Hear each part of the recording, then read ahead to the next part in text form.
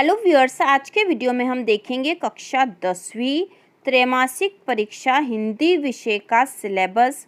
त्रैमासिक परीक्षा में आपके क्या क्या पूछा जाएगा, 10वीं हिंदी में क्षितिज में से क्या पूछेंगे, कृतिका, और इसके साथ ही व्याकरण में से भी क्या क्या पूछा जाएगा, ये सभी आज हम देखने वाले हैं। तो शुरू करते हैं। कक्षा 10वीं में क्षितिज काव्य खंड में से आपके जो भाग आएगा, तो जून महीने का जो सिलेबस था वह तो आपका आएगा ही सही। तो काव्य खंड में आएगा पद्य साहित्य का इतिहास एवं काल विभाजन, रीतिकाल, आधुनिक काल, और आधुनिक काल में यहाँ पर है प्रगतिवाद, प्रयोगवाद और नई कविता। ठीक है, तो प्रगतिवाद, प्रयोगवाद और नई कविता में से क्या क्या प्रश्न आएंगे, इसका वीडियो जल्द ही आएगा। तो 10वीं हिंदी त्रैमासिक परीक्षा की संपूर्ण तैयारी हम करने वाले हैं चैनल पर। पूरी तरह से 100% तैयारी हम करेंगे। इसके बाद गद्य खंड में गद्य की प्रमुख एवं गौण विधाएं पूछी जाएगी। व्याकरण में पत्र लेखन, तो पत्र कौन कौन से आ सकते हैं, औपचारिक और अनौपचारिक पत्र, कौन से प्रार्थना पत्र आएंगे, ठीक है, पत्र कौन से आएंगे, प्रार्थना पत्र कौन से आएंगे, इम्पोर्टेंट हम देख लेंगे, और अपठित गद्यांश और पद्यांश।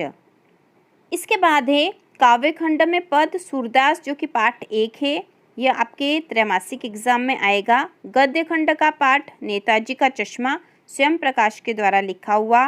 कृतिका भाग 2 का माता का आंचल, जो कृतिका का पहला पाठ है, यह भी आएगा आपके एग्जाम में। व्याकरण में से जो है वह है काव्य की परिभाषा एवं भेद, प्रबंध काव्य के भेद बताने मुख्य रूप से।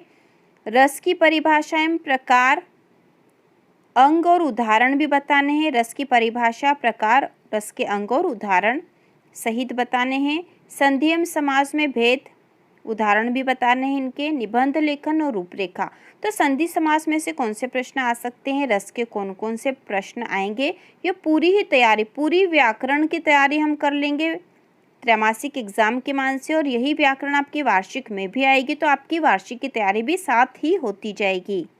इसके बाद 10वीं में से जो पूछा जाएगा वह है काव्य खंड में पाठ 1 के बाद पाठ 2 राम लक्ष्मण परशुराम संवाद, जिसके कवि तुलसीदास है।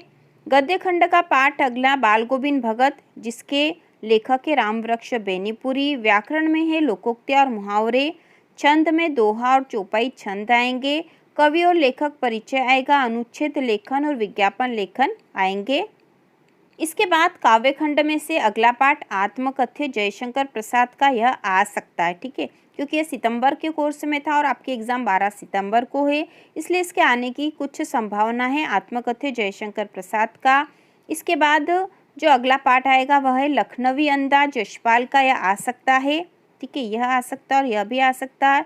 कृतिका का पाठ 2 साना साना हाथ जोड़ी भी आ सकता है।